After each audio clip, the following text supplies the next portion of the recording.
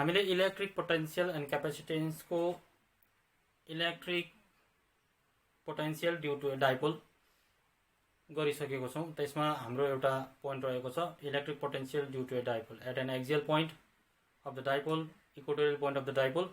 अनि अब हाम्रो थर्ड पोइन्ट रहेको छ electric potential at any general point of the dipole, electric potential at any general point of the dipole.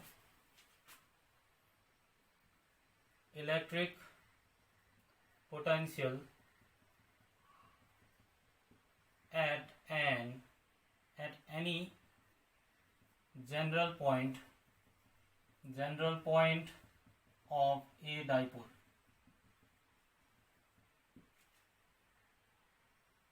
ये एकदमै इम्पोर्टेन्ट टपिक हो, एक्जामिनेसन पोइन्ट अफ भ्यूमा छ यो। The electric potential at any general point of a डाइपोलमा चाहिँ पहिला हामीले डाइपोललाई कन्सिडर गर्नु पर्यो। डाइपोल त हाम्रो त्यही हो, हामीले जानेर इक्वेटोरियलमा कन्सिडर गरेको थियौँ, जानेर एक्सियल लाइनमा कन्सिडर गरेको थियौँ, त्यही डाइपोल हो। We consider dipole. म यो कन्सिडरेसन केसलाई म लेखि बस्दिनँ। Consider dipole minus q and plus q, जसको चाहिँ length of the dipole is 2a। डाइपोलको लेन्थ 2a छ। यो पोइन्ट ए भयो, यो पोइन्ट बी भयो। अब कुनै यो पोइन्ट हामी यहाँनिर एउटा पोइन्ट कन्सिडर गरौँ, यहाँनिर एउटा पोइन्ट कन्सिडर गरौँ, त्यो पोइन्ट पी हो, जहाँनिरको चाहिँ हामी इलेक्ट्रोस्ट्याटिक पोटेन्शियल क्याल्कुलेट गर्छौँ।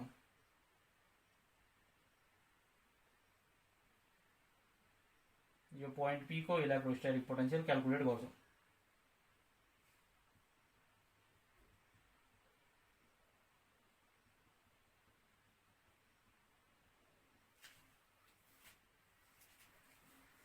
अनि हामीले यो पी लाई चाहिँ हामीले कहाँदेखि हेर्नुपर्छ त भन्दा सेन्टर अफ द डाइपोल यो ओ भयो।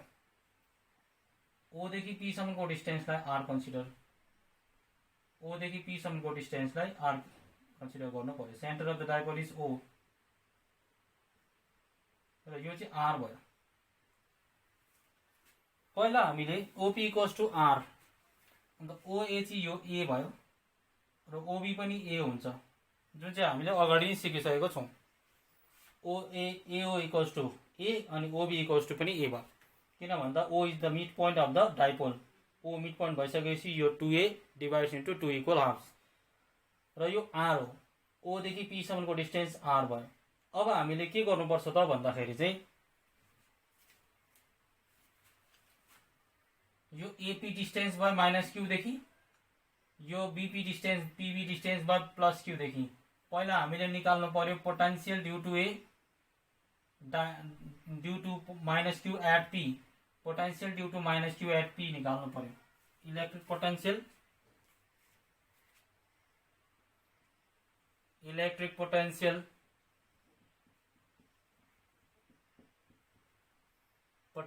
At P due to minus Q. Minus Q को कारणले गर्दा यहाँ इलेक्ट्रिक पोटेंशियल कति हुन्छ भन्दाखेरि चाहिँ त्यसलाई v minus q equals to 1/4 pi epsilon naught minus q by AP. Distance हाम्रो एपी छ, डिस्टेन्स हाम्रो एपी छ। त्यसरी नै electric potential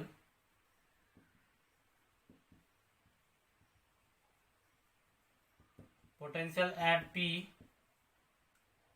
due to plus q को कारणले कति हुँदैछ वैसे v plus q equals to 1/4 pi epsilon naught plus q by BP भयो र यो चाहिँ भयो potential at P due to minus q is this and potential at P due to plus Q is this one। अब हामी total potential, so electric potential due to a dipole at P निकाल्नु पर्यो। net potential is net potential at P due to a dipole is v equals to v plus q plus v minus q। यो दुईटालाई add गरिदिने, जसरी हामीले अगाडि गर्दैथ्यौँ त्यही procedure follow गर्ने।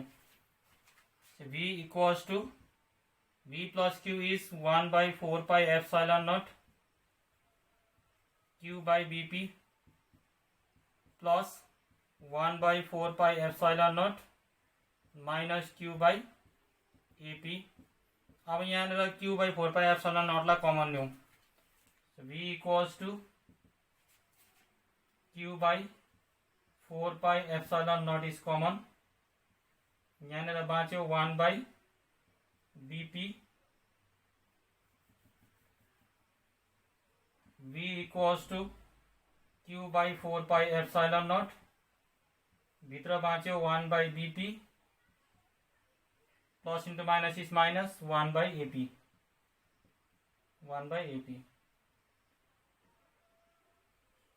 ओके, यसलाई इक्वेसन नंबर 1 भन्ने। यहाँ त हाम्रो सकिँदैन इलेक्ट्रिक डाइपोल को जुन चाहिँ इलेक्ट्रिक पोटेन्शियल छ यहाँ त सकिने वाला छैन। अब हामीले के गर्नुपर्छ त भन्दाखेरि चाहिँ यो एपी कति हो बीपी कति हो त्यो पहिला क्याल्कुलेट गर्नु पर्यो। त्यो क्याल्कुलेट गर्नुको लागि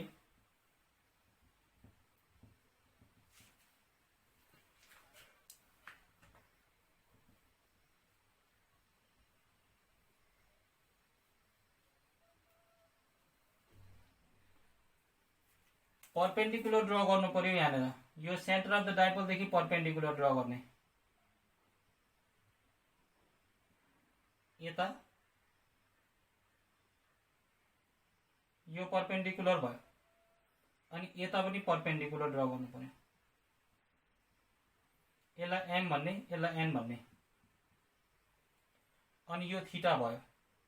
यो थीटा भयो भनेपछि यो भर्टिकली अपोजिट एंगल यो पनि थीटा हुन्छ,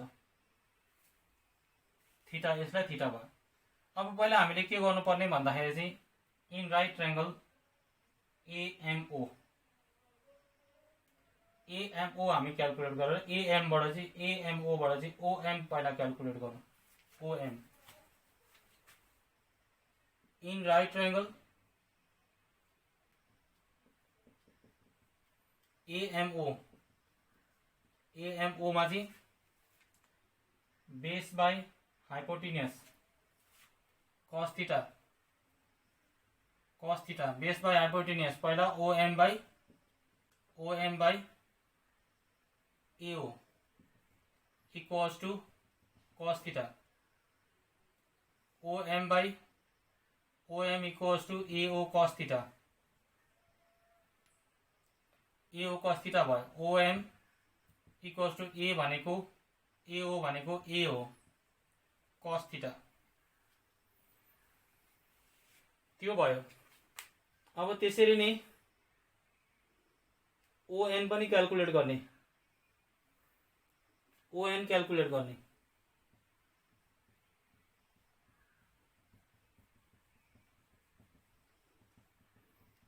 ON क्याल्कुलेट गर्दा in triangle ONB in right triangle ONB यहाँ पनि base by hypotenuse ON by OB equals to cos theta. So ON equals to OB cos theta.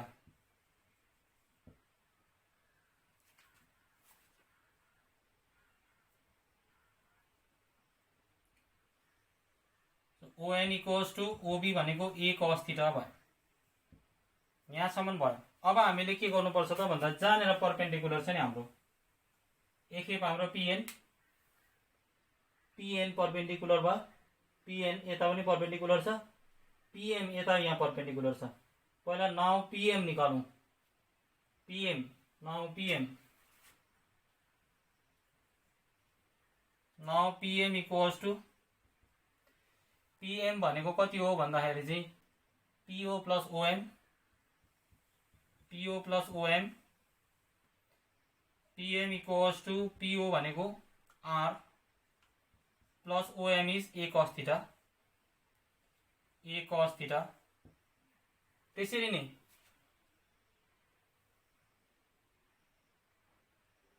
नै अब निकालौं PN and Pn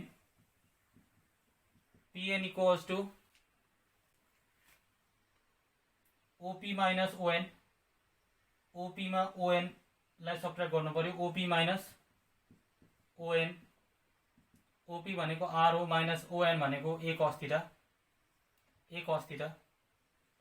A cos theta. Okay, यहाँसम्म हामी आयौँ. यहाँसम्म आइसकेपछि अब हामीले एउटा कुरा कन्सिडर गर्नु पर्यो यहाँनिर. यो अज्युम गर्यौँ कि यो डाइपोल चाहिँ एकदम न्यारो छ, एकदमै सानो डाइपोल छ. Assuming dipole is very small. Assuming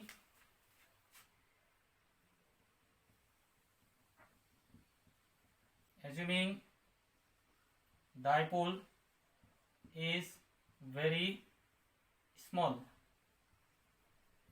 अब डाइपोल एकदमै सानो भयो भन्नुको मतलब यो माइनस क्यू र प्लस क्यू चाहिँ सँगै छ, कोइन्साइड भएको छ. मानिलियो एकदम सानो हुनुको मतलब सबैभन्दा सानोको मतलब चाहिँ माइनस क्यू र प्लस क्यू चाहिँ पोजिटिभ चार्ज र नेगेटिभ चार्जको सेन्टर एउटै छ भने त्यतिखेर चाहिँ के हुन्छ त भन्दाखेरि यो जम्मै लाइन एकै ठाउँ हुन्छ. एपी पीएम बीपी टीएन यो सबै एकै ठाउँ हुन्छ. डाइपोल सानो हुनुको मतलब सबै एकै ठाउँ हुनु हो. एकै ठाउँ भइसकेपछि त्यहाँबाट के हुन्छ त भन्दा चाहिँ then AP is equivalent to PM. AP चाहिँ पीएम बराबर हुन्छ भनेपछि एपी को भ्यालु हुन्छ हाम्रो are plus A cos theta. Are plus A cos theta भयो. And BP is equivalent to PN भयो. यो एपी र एएम सँगै हुन्छ, डाइपोल सानो भए पनि सँगै हुन्छ यो. अनि त्यसै प्रकारले बीपी र पीएन पनि सँगै हुन्छ, डाइपोल सानो हुनुको मतलब त्यो हो. भनेपछि बीपी इक्वल्स टु पीएन भनेको r minus a cos theta भयो. अब यो बीपी को भ्यालु र यसलाई इक्वेसन नम्बर 2 भनौँ र यसलाई इक्वेसन नम्बर 3 भनौँ. यो 2 र 3 को भ्यालुलाई हामी यहाँनिर सब्स्टिट्युट गर्छौँ equation 1. From equation 1, 2 and 3 we get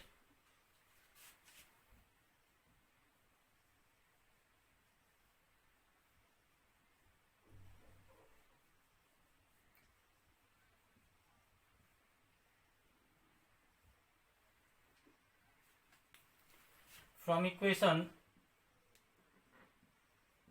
1, 2 and 3 we get V equals to Q by 4 pi epsilon naught. 1 by Bp is R minus A cos theta minus AP is 1 by R plus A cos theta. R plus A cos theta.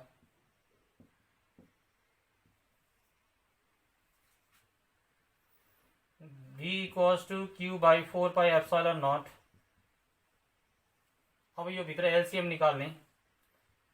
R minus A cos theta multiply R plus A cos theta cross multiply R plus A cos theta minus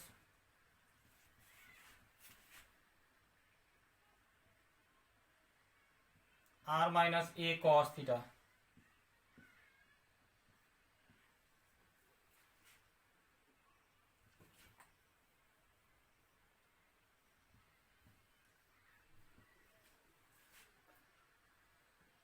V equals to Q by 4 pi epsilon naught.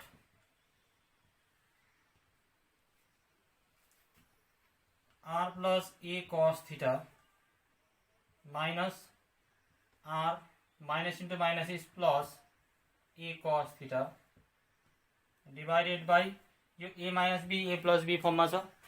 यो A minus B A plus B फर्ममा छ भनेपछि A square minus B square R square minus A square cos square theta.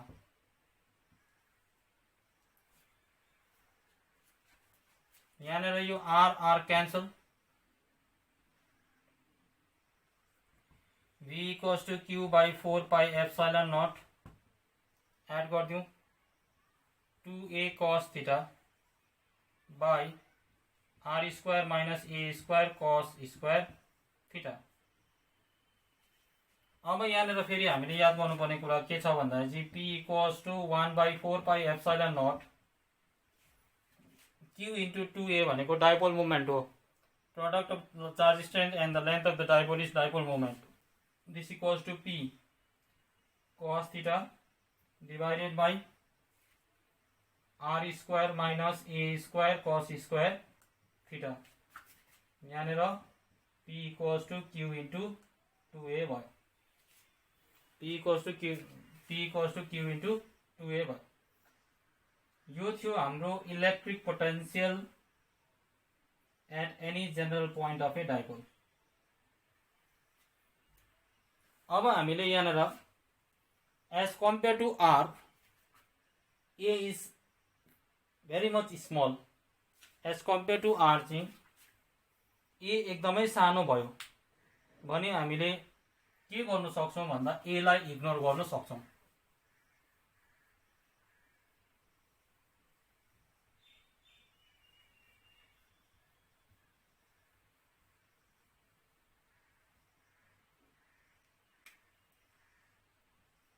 If a square is much less than r square, then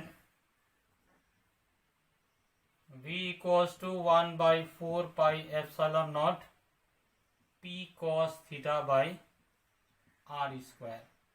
यो चाहिँ भयो for narrow dipole. Narrow dipole को लागि चाहिँ यो एक्सप्रेसन हुन्छ।